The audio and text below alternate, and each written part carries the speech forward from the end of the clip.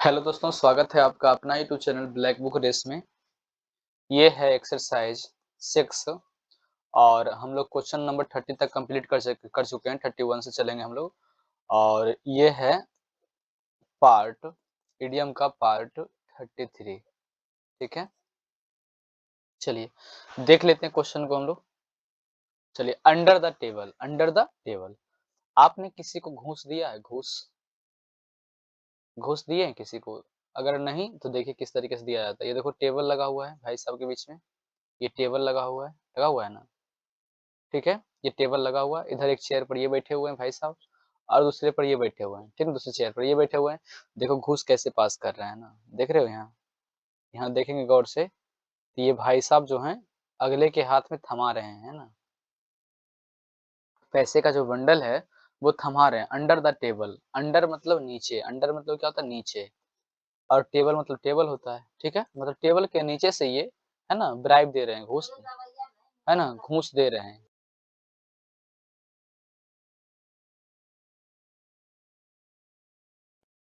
ठीक है, ये टेबल के नीचे से क्या दे रहे हैं? घूस दे रहे हैं ना, अंडर द टेबल। तो याद रहेगा अंडर द टेबल, टेबल के नीचे से क्या टेबल के नीचे से क्या दिया जाता है? तो घूस दिया जाता है। टेबल के नीचे से क्या यानी टेबल के नीचे से जो पैसा दिया जाता है वो घूस ही होता है ना। टेबल के ऊपर रख के देता है तो वो चलो कोई दिक्कत नहीं, वो ऑथेंटिक है ना, वो लॉफुल है।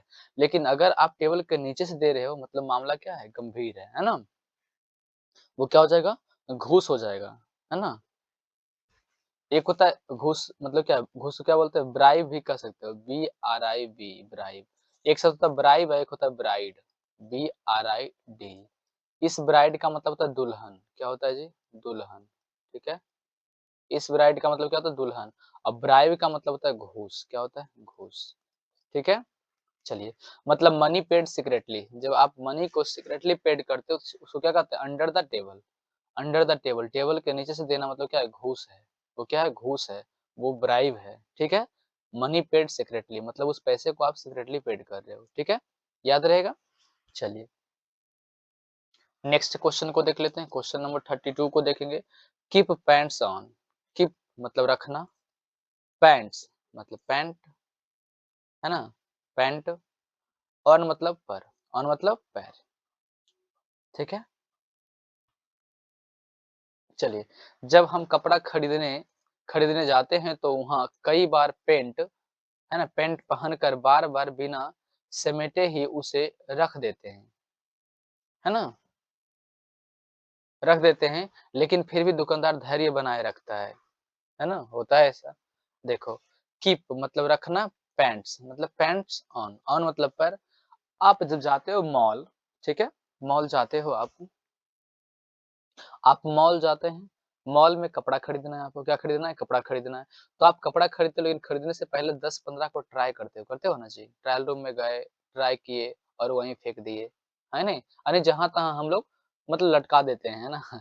कहीं का कपड़ा कहीं भी बिखेर देते हैं, लेकिन फिर भी जो वहाँ स्टाफ होते हैं वो धैर्य रखते हैं, वो आपके ऊपर ऊपर गुस्सा नहीं करते हैं। वो आपके ऊपर गुस्सा नहीं करते, मतलब धैर्य बनाए रखते हैं। कीप पैंट्स ऑन मतलब कीप मतलब रखना, पैंट्स ऑन मतलब ऑन मतलब पर। आप पैंट को कहीं पर भी आप रख देते हो, है ना? पैंट को आप यूज़ करते हो और कहीं भी आप रख देते हो, है ना? फिर भी जो वहाँ के स्टाफ होते हैं वो क्या होते हैं? धैर्य बनाए रखते हैं। मतलब टू बी पेशेंस, है ना? फिर भी वो पेशेंस बनाए रखते हैं, ठीक है? क्योंकि आप उससे क्या हो? कस्टमर हो। चलिए, नेक्स्ट क्वेश्चन को देखते हैं। इस तरीके से याद करेंगे तो याद रहेगा, ठीक है? टू बाइट वन्स लिप्स, है ना? अपनी लिप को काटना इस तरीके से, देख रहे हो? है ना? इस तरीके से नहीं, ये अलग एक्सप्रेशन दिए हुए हैं, ठीक ना? लेकिन अलग तरीके टू बीट है ना, टू बाइट वन्स लिप्स, है ना?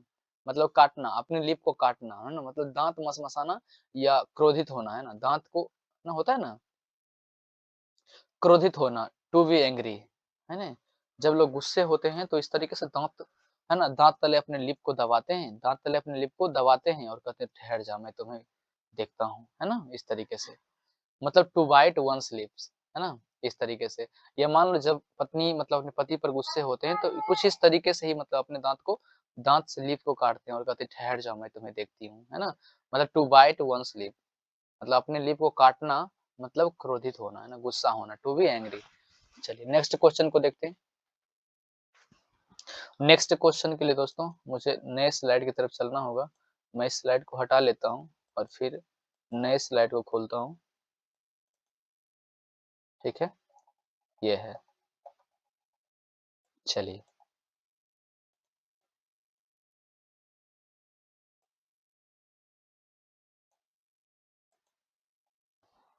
फुल विंड्स है ना? फुल ऑफ विंड्स है ना? फुल ऑफ विंड्स मतलब ऊर्जा से भरा होना, ऊर्जा से भरा हुआ होना, है ना? फुल मतलब फुल, ऑफ मतलब का, आगे की। अब विंग्स का मतलब क्या होता है? विंग्स का मतलब होता है विंग्स का मतलब होता है सेम या फलियां होता है ना। विंग्स का मतलब क्या होता है? सेम होता है, सेम होता है, ठीक है ना? मतलब कि ऊर्जा से भरा हुआ होना। और आपको पता है कि विंग्स में क्या होते हैं, है ना? विंग्स एक पौष्टिक आहार है। विंग्स देखो यहाँ, वो सेम फलियां फूल है ना, मतलब फूल खाता है, इसलिए सारे दिन ऊर्जावान रहता है। सही बात है ना? फूल है ना, फुल ऑफ विंड्स है ना, फुल मतलब पूरे दिन, है ना, फूल, फूल मतलब फूल, है ना, फुल ऑफ विंड्स मतलब विंस, विंस का फूल और फल दोनों खाता है, ऐसा मान लो। फूल मतलब फूल समझ लो, ठीक है, फूल, और फली भी समझ लो, ठीक है, फूल और फली, ठीक है, फली मतलब विंस का वो आदमी विंस का फूल और फली दोनों खाता है, इसलिए वो क्या रहता है? ऊर्जावान रहता है, मतलब ऊर्जा से भरा हुआ रहता है। आपको पता है कि विंस जो है, विंस एक सेम होता है, सब्जी होती है, और उसमें क्या होती है, मतलब उसमें जो मतलब कि पौष्टिकता होती है ना? मतलब उसमें जो एनर्जी होता है, बहुत ज़्यादा मिलता है ना? बीन्स को खाने, बीन्स बीन्स एक सब्जी होती है ना? और उसको पौष्टिक आहार की दृष्टि से देखा जाए तो वो बहुत ही अच्छा होता है, ठीक है? द फुल ऑफ बीन्स मतलब बीन्स का अगर कोई फूल खाता है, फली खाता है, तो वो आदमी क्या रहता है? सारा दिन ऊर्जावान रहता है, मतलब फुल ऑफ बीन्स, है ना? अगर आप बीन्स खाते हैं, है ना? तो आप भी पूरे दिन क्या रहेंगे? ऊर्जावान रहेंगे, मतलब लिवली एंड एनर्जेटिक, है ना? Lively and energetic, sorry, lively पढ़ते हैं, लाइवली एंड एनर्जेटिक मतलब पूरा जोश और ऊर्जा से भरा हुआ होना। नेक्स्ट क्वेश्चन को देखते हैं। क्वेश्चन नंबर 35 को देखेंगे। पीस ऑफ केक, है ना? मतलब केक का टुकड़ा करना, है ना? पीस मतलब टुकड़ा करना, केक का टुकड़ा करना, ये आसान काम है, सही बात है। केक होता ही है मतलब क्या है ना, फ्रेजाइल होता है, मतलब काफी नाजुक होता है, ठीक है? आप इसको आसानी से इसका टुकड़ा-टुकड़ा कर सकते हो, ठीक है? तो पीस ऑफ केक मतलब केक का पीस-पीस करना, मतलब ये क्या है? आसान काम है, ईज़िली है, ईज़िली डन, आप आसानी से कर दोगे, ठीक है? चलिए, नेक्स्ट क्वेश्चन को देखेंगे, क्वेश्चन नंबर 36 को देखेंगे। To not have a club, है ना? क्लब का नहीं होना, क्लब का नहीं होना, मतलब नोट मतलब नहीं, हैव मतलब पास में, है ना? क्लू, सॉरी क्लू, क्लू है, क्लब पढ़ते हैं, सॉरी, है ना? मिस्टेक हुआ यार, क्लू लिखा हुआ है। मतलब to have not clue, clue का मतलब कोई तर्क नहीं आना, कोई तर्क नहीं आना, माइंड में वो बातें नहीं बनना, मतलब कुछ नहीं जानना, कुछ नहीं जानना।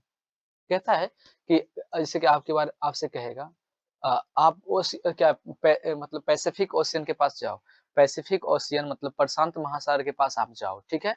आप और आपके दोस्त, ठीक है? पैसिफिक ओशियन मतलब प्रशांत महासागर के पास आप और आपके दोस्त जाते हैं, ठीक है? आप अपने दोस्तों से कहते हैं कि तू बता पैसिफिक ओशियन की गहराई कितनी है, ठीक है? अगर वो नहीं जानते हैं, वो सोचेंगे पहले कि कितना बताएँ, 2 किलोमीटर, 5000 किलोमीटर, 10,000 किलोमीटर, कितना बताएँ ऐसे, है ना? वो सोचने लगेंगे, है नहीं? वो करेक्ट नहीं बता पाएँगे, वो करेक्ट नहीं बता पाएँगे। या फिर आप अपने दोस्तों से पूछते कि बता कि पृथ्वी से आसमान की दूरी कितनी है? या मतलब कि ऐसा सवाल जो जिसका जवाब मतलब उनके पास नहीं हो। ऐसा सवाल जो सिर्फ़ सवाल ही हो, है ना? उसका जवाब नहीं हो, ठीक है? तो ऐसे सवाल का जवाब करना, है ना, देना बहुत ही मुश्किल होता है। मतलब to not have a clue मतलब कोई क्लू नहीं होना, है ना? To not have a clue मतलब पास में कोई क्लू नहीं होना, मतलब नहीं जान रहे हो आप उसके बारे में, है ना? उसके बारे में, उसके आंसर के बारे में आप नहीं जान रहे हो, ठीक है? पता नहीं होना या कोई, है ना? कोई अता-पता नहीं होना या कुछ नहीं जानना, है ना? कोई अता-पता नहीं होना मतलब to not have a clue मतलब कोई क्लू नहीं होना, मतलब कुछ पता नहीं होना, मतलब to not know about something, है ना? आप कुछ चीज़ों के बारे में नहीं जानते हो, तो उसको क्या कहेंगे इडियम में? To not have a clue. चलिए नेक्स्ट क्वेश्चन को देख लेते हैं। The man in the street, है ना? जब आदमी गली में होता है, गली में होता है ना? उसको क्या समझेंगे? करोड़पति या लाखपति? नहीं, उसको एक साधारण आदमी की संज्ञा दी जाती है ना? ठीक है? ऑर्डिनरी मैन कहते हैं उसको, क्या कहते हैं? ऑर्डिनरी मैन कहते हैं। मतलब बहुत ही साधारण आदमी समझा जाता है, ठीक है? मैन इन द स्ट्रीट, सिर्फ इतना से ही इस इडियम को समझ लेंगे। मैन मतलब आदमी, इन मतलब में, स्ट्रीट, स्ट्रीट मतलब क्या होता है? गली होता है। स्ट्रीट मतलब क्या होता है? गली होता है, ठीक है? अगर गली में आदमी चलता है ऐसे, है ना? चलता है, गली में आदमी चलता है, गली-गली भटकता रहता है, तो उसको लोग साधारण आदमी ही समझते हैं, है ना? गली में रहने वाला आदमी साधारण आदमी ही होता है, सही बात है ना? अमीर आदमी तो फॉर्च्यूनर में, मर्सिडीज में, बीएमडब्ल्यू में घूमते हैं, ठीक है? नेक्स्ट क्वेश्चन को देखते हैं, क्वेश्चन नंबर 38 को देख लेंगे। कम हेल और हाई वाटर, है ना? कम मीन्स आना, हेल, हेल मतलब यमलोक, है ना? मतलब यमलोक में है ना? हेल, कम हेल, हेल मतलब क्या होता है जी? यमलोक होता है, ठीक है? हाई वाटर, है ना? या वार्ड कहते हैं, ठीक है? मतलब कहता है कम, मैं आ रहा हूँ, मैं आ रहा हूँ, ठीक है? इस तरीके से। जैसे देखो, ये आप हो, ठीक है? चलेगा ये हेयर स्टाइल? चलेगा। और ये आपकी वो हैं,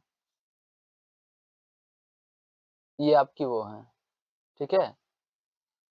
इतना भद्दा नहीं है, मुझे पता है ना? देखो, ये है, ये तो पक्का होगी, है ना? ये तो सुंदर भी हैं, देखो इनका हेयर स्टाइल ही बहुत मस्त है, ठीक है?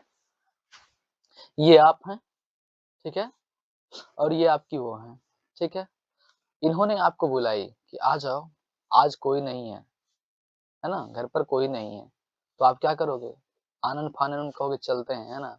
आज चाहे जो हो जाए, है ना? आज चाहे जो हो जाए, इसके घर चल ही जाते हैं, ठीक है? समझ रहे हो बात को? मतलब कम हेल, है ना? चाहे नर्क में जाना पड़े, देखो यमलोक, चाहे यमलोक में जाना पड़े, है ना? मैं आ रहा हूँ, क्या कहोगे आप?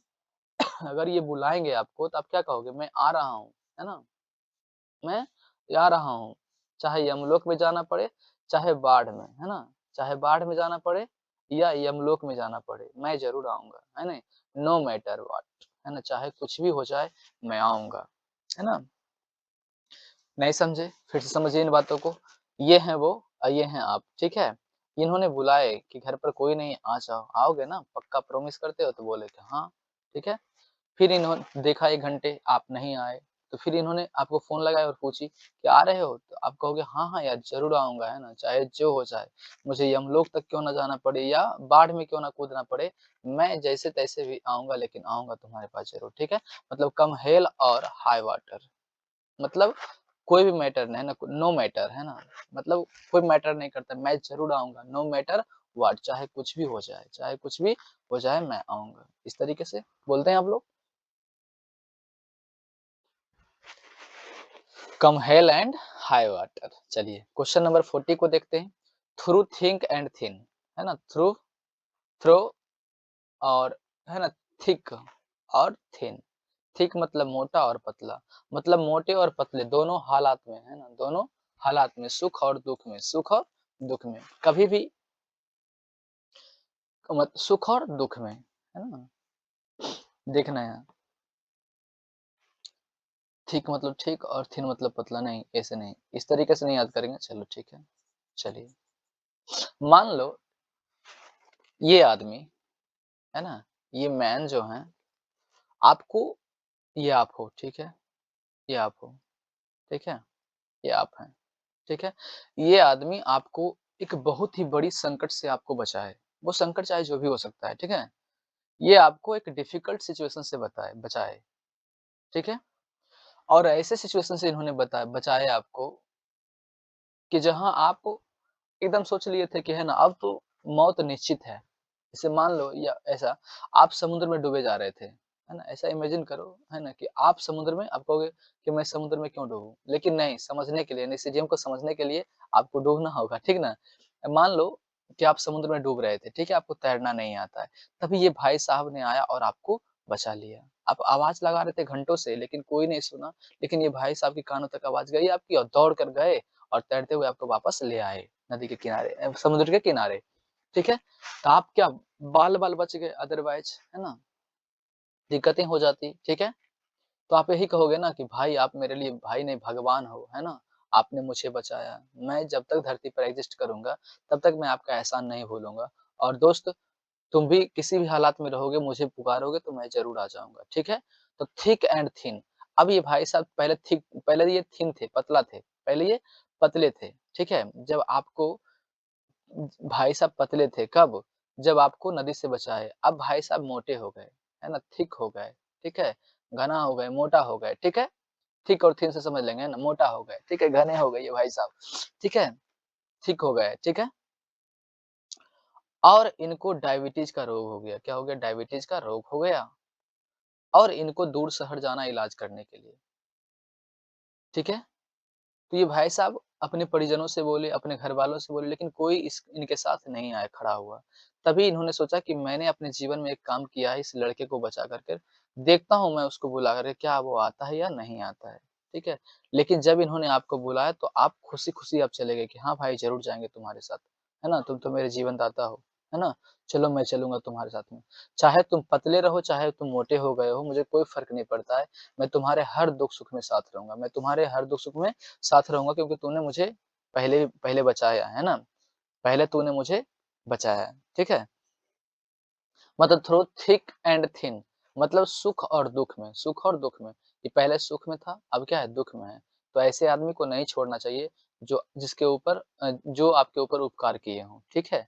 मतलब दोनों हालात में, सुख और दुःख में। इसका अर्थ क्या निकला? सुख और दुःख में, है ना? चाहे वो आदमी पतला था, अब वो मोटा हो गया, फ़र्क नहीं पड़ता है। आप उस आदमी का सपोर्ट करो, है नहीं? जो पहले आपको सपोर्ट किया हो, ठीक है?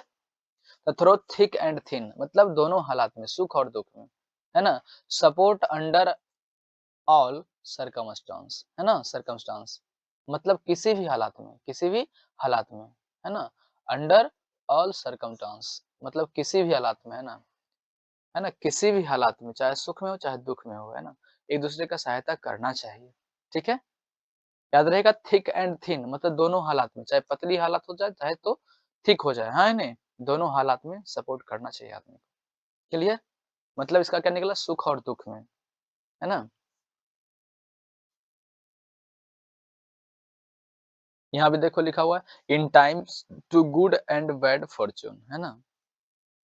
मतलब किसी भी हालात में, चाहे गुड हो, तो बैड हालात हो, मतलब दोनों हालात में सपोर्ट करना, ऐसा अर्थ निकला इसका, क्लियर? तो याद रहेगा चलिए मिलते हैं नेक्स्ट क्लास में, तब तक के लिए जय हिंद दोस्तों।